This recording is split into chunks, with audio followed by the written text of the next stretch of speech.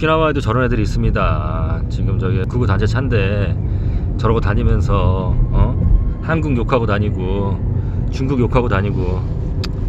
이 사람들 실제로 다 월급쟁이들인데 이게 오늘은 좀 조용한 편인데 되게 시끄러워요. 이거 틀고 다니면. 아, 그래? 되게 시끄러운데 이제 직원들이다 보니까 시끄러운 거 빼면은 의외로 매너들이 좋아요. 아, 매너들이 좋아? 아, 마음에 우러나 사는 애들이 아니구나. 아. 근데 저런 거를 이제 이제 일본도 우익 세력들이 있으니까 돈 이렇게 지원해주고 회사같이 돼 있어요. 회사같이.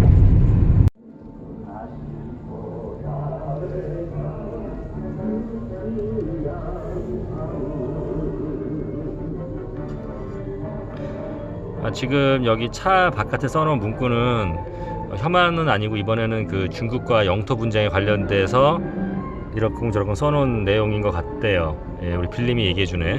이 차는 주차에 써 있어. 아, 그래? 아니고. 근데 저보고 뭐 일본 살면서 일본인 아내랑 결혼해서 살면서 정착하려고 하면서 이렇게 뭐 일본에 대한 부정적인 얘기를 하는 게 모순 아니냐라고 댓글 쓰신 분들도 많으신데, 제가 일본에 살면서 일본에 대한 모순을 얘기하는 게 왜 안 되는지 저는 이해가 안 돼요. 뭐 일본인 아내랑 결혼해서 사랑하고 우리 아내를 사랑하는 건 사랑하는 거지만 일본에 대한 단점이나 이런 부분들, 문제점들 충분히 저는 유튜브로서 얘기할 수 있다고 생각합니다. 네, 안녕하세요. 20년 이상 해외에서 생활하고 있고 사업을 하고 있습니다. 그리고 국제 결혼했습니다. 나름대로 해외 경험이 풍부하다고 자부하는 국제아재 반갑습니다. 자, 오늘은요, 일본에 살고 계신 모든 우리 한인분들 힘냅시다. 예, 파이팅! 간바떼 그다사이! 라는 제목으로 영상을 좀 찍어볼까 합니다. 제가 일본에 오면서 정말 감사하게도 이 일본에도 저의 국제아재 채널을 즐겨주시는 구독자분들이 생각보다 많으시더라고요. 정말 전 세계에 제 구독자분들이 다 퍼져 계시거든요. 그래서 많은 구독자분들을 만났어요. 그래서 그분들과 같이 소주 한잔 하고 또 같이 커피도 마시고 이런저런 삶의 이야기를 하면서 지금도 그분들과 함께 교류하고 연락을 하고 지내고 있습니다. 제가 유튜브를 하는 큰 이유 중에 하나는 바로 교류이기 때문에 여러분들 저와 개인적으로 연락을 하고 싶으신 분들 있으시면 이 채널을 통해서 저한테 프로포즈를 해 주시거나 제 유튜브에 이메일을 남겨놨기 때문에 그쪽으로 메일을 보내주시면은 저와 개인적으로 또 이렇게 연락을 하거나 만나뵐 수 있는 그런 기회가 있을 줄로 생각이 됩니다. 어찌됐든 간에 일본에 살고 계신 한인 구독자분들을 만났을 때 다들 공통적으로 하고 있는 고민 그리고 걱정이 있었습니다. 정도의 차이만 있었어요. 저도 마찬가지예요. 그게 뭐냐면 어떻게 일본 땅에 살면서 대한민국 사람으로서 잘 살 수 있을까? 어떻게 일본에 살면서 한국인의 긍지를 잃지 않고 반이라고 항의하면서 자존심을 굽히지 않고 일본 사람들을 품으면서 일본 사람들을 리드해가면서 살 수 있을까? 이런 고민들을 다들 하고 있었습니다. 제가 만났던 분들이 오신 지 2년 되신 분들도 있었고 30년이 넘은 분들도 계셨고요. 다양한 직업군, 법 쪽에 계신 분, 또 부동산 하시는 친구, 대학 교수님, 공무원, 사업하는 사람, 심지어 알바하는 사람, 유튜버까지 정말 다양한 직업을 갖고 있는 분들을 많이 만났고요. 또 저처럼 한일 커플도 봤어요. 반 이상이 한일 커플이었어요. 역시나 제가 뭐 한국 여자, 일본 남자는 잘 모르겠고요. 한국 남자, 일본 여자는 잘 맞는 것 같습니다. 뭐 결혼 생활에 대한 만족도는 저도 그렇지만 꽤 높더라고요. 근데 아무튼 이렇게 다양한 한인 분들을 만나면서 정말 그 고민들을 다 같이 하고 계시더라는 거죠. 일본과 한국은 좀 특수한 관계라고 생각이 들어요. 여러분들이 해외에 나가 사시게 되면은 내가 한국 사람이니까 한국말도 아니고 한국 사람도 아니고 언어도 다르고 문화도 틀리고 또 사람도 다르고 여러 가지 법과 규제가 다 다르기 때문에 상당히 많은 스트레스를 받게 됩니다만 일본 같은 경우는 조금 또 다른 스트레스가 있는 것 같아요. 바로 역사적으로 정치적으로 골이 깊기 때문이죠. 어쩔 수 없는 것 같습니다. 우리는 피해자였고 일본은 가해자였죠. 그거는 팩트단 말이죠. 그래서 많은 한국 분들이 뭐 정상적인 어떤 사고를 하시는 분들이라면 일본에 대한 감정이 좋을 수는 없죠. 그죠? 그리고 여기서 또 빈도의 차이는 있지만 한국 사람이기 때문에 혐한을 당했다거나 어떠한 불이익을 당하는 또 차별을 당하는 그런 일들이 상당히 많이 있고요. 뭐 아직까지 저는 이제 온 지가 짧기 때문에 특별하게 그런 건 없지만 좀 오래 사신 분들은 다 그런 경험들이 몇 번씩 있으시더라고요. 그리고 또 제가 이제 앞전에 영상에도 그런 거 올렸잖아요. 걱정거리가 생겼다. 그러니까 이런 거죠. 다시 한번 말씀드리면 지금도 아베 정부가 헛소리 많이 하고 있지 않습니까? 뉴스에서 역사를 왜곡하거나 혐한을 한다거나 팩트를 이렇게 조장하거나 이런 이제 일본에서 그런 짓거리들을 많이 하는데 그런 뉴스들을 일본이 아닌 한국이나 다른 나라에서 접하게 되면 아유, 병신들 헛소리 하고 있네. 또 지랄하고 있네. 근데 이러고 화가 나고 넘어가는 경우도 많이 있는데 일본에서 내 눈앞에서 그런 일이 펼쳐지고 내 눈앞에서 그런 혐한 TV 방송이 방영이 되고 내 눈앞에서 그런 기사 신문이 딱 있으면요 그 임팩트는 정말 10배 100배 강하다. 현타가 온다니까요. 이제 그런 경험들을 굉장히 일본에서 오래 사신 분들은 많이 했을 거 아닙니까? 또 주변에 대부분의 일본 사람들은 그렇지 않지만 간혹 가다가 아주 우경화되어 있는 혐한을 하시는 일본 놈들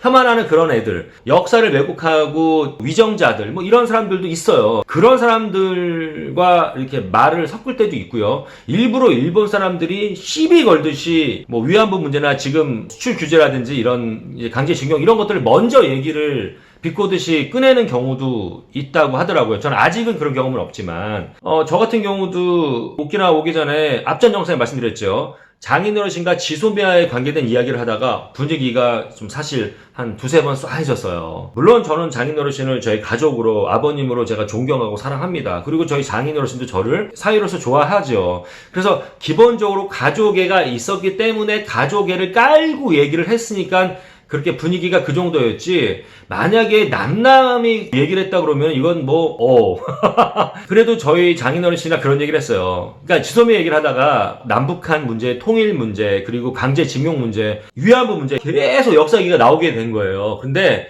결론은 우리 둘이 웃으면서 그랬습니다. 저도 우리 어르신과 또 장인어르신도 자네와 이렇게 일본 사람, 한국 사람으로서 이런 민감한 주제로 어찌됐건 분위기는 좀 쎄했으나 대화 자체를 할 수 있다는 거에 대해서 감사하자라는 얘기로 마무리를 지었어요. 그리고 장인어르신이 한 가지 그 통일에 대한 이 남북한 통일에 대해서도 굉장히 잘못 알고 계시고 잘못 생각하고 계셔서 그 부분만큼은 제가 조금 생각을 바꿔놓은 것 같아요. 그런 또 성과가 있었습니다. 그러다 보니까 아주 고민들을 많이 하고 계신 거예요. 뭐 이런 얘기 해도 될지 모르겠지만 뭐 이름을 얘기할 건 아니니까 누군지 모르니까 저기 제 구독자분 중에서 지금 3년째인가 장인과 아예 대화조차 안 하는 친구가 있더라고요. 왜 그러냐고 물어봤더니 처가댁에서 위안부 문제를 얘기하다가 둘이 이제 골이 생긴 거예요. 당연히 제 구독자는 이제 한국 사람 입장에서 팩트를 가지고 얘기를 했을 것이고 좀 장인어르신이 좀 많이 우경화 되신 분이었나 봐요. 그래서 그분은 또 자기 나름대로의 잘못된 왜곡된 팩트로 서로 싸우다가 대화가 단절되고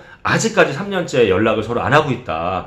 그 친구는 끝까지 장인어르신이 바뀌지 않는 한 그걸 받아들이지 않는 한 연락 안 할 거다. 단호하더라고요, 아주.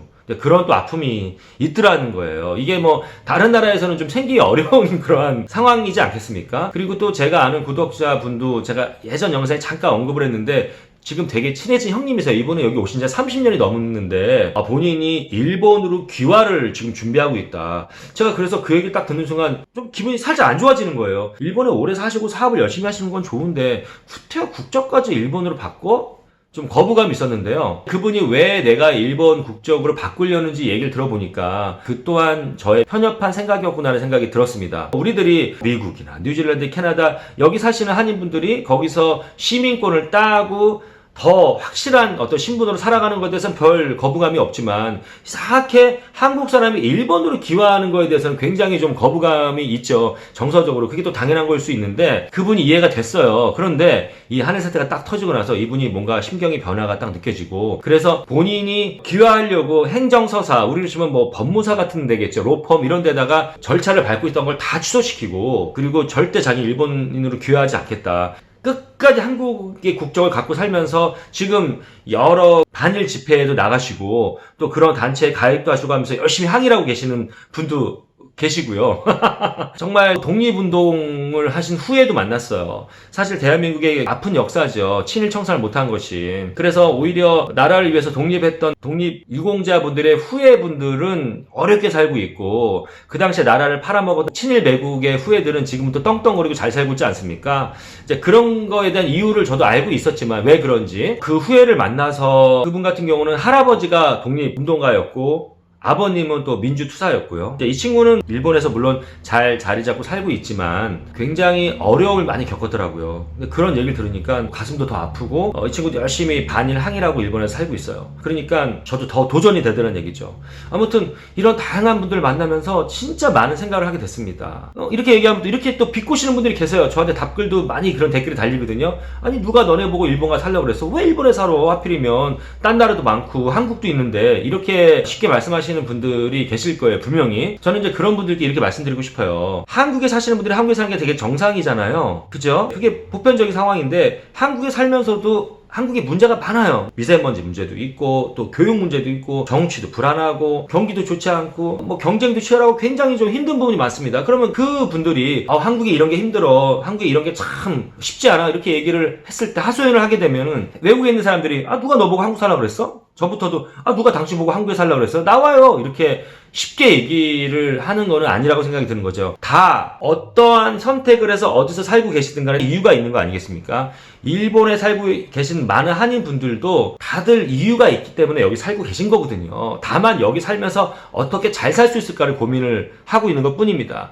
저는 해외에 계신 모든 한인분들이 다 잘 살았으면 좋겠어요. 일단 우리들이 거기서 잘 되는 것 자체가 애국이라고 생각이 듭니다. 그리고 이 미국 같은 경우에 이런 기사들을 보면 너무나 기분이 좋고 뿌듯해요. 재미교포 몇 세인데 한국인 최초로, 한민족 최초로 상원 의원이 나왔다. 하원 의원이 나왔다. 판사가 나왔다. 이런 주지사가 나왔다. 이런 기사들을 접하면 굉장히 뿌듯하거든요. 그거 자체가 그 한 사람이 잘나서도 있지만 그만큼 미국 사회, 그 지역 사회에서 한인 사회가 그만한 인정을 받는다는 거거든요. 우리 외국에 널리 퍼져서 살고 계신 우리 한인분들이 다 잘 먹고 잘 사는 거, 거기서 잘 열심히 살아가는 것 자체가 애국이다라고 생각이 들고요. 한국인으로서 긍지를 잃지 않고 사신다면 그렇게 생각이 드는데 일본은 좀 더 특별하지 않나라는 생각이 든다는 거죠. 그래서 저는 일본에 살고 계신 모든 진짜 한국분들, 한인분들 다 잘 살았으면 좋겠어요. 저도 굉장히 지금 고민을 많이 하고 있습니다. 어떻게 잘 대한민국 사람으로서 긍지를 잃지 않고 여기서 성공하고 잘 살아갈까? 어떻게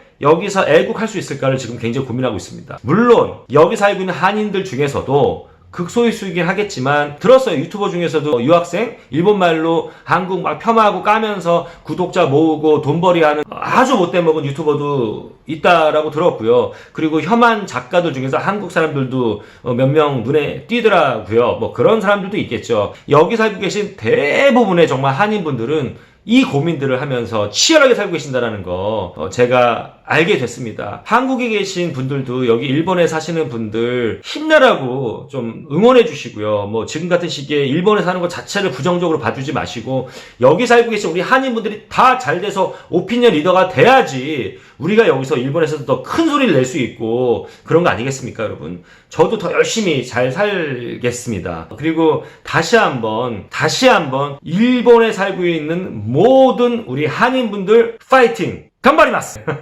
간바테 그다사이입니다. 정말 잘 삽시다, 여러분. 제 영상이 마음에 들거나 공감이 갑니까? 구독과 좋아요 부탁드리고요. 제 영상에 대해서 할 말이 있으신 분들은 예의를 갖춰서 댓글을 달아주시면 여러분이 써주신 소중한 댓글 하나하나 다 챙겨보도록 하겠습니다. 국자지였습니다. 감사합니다.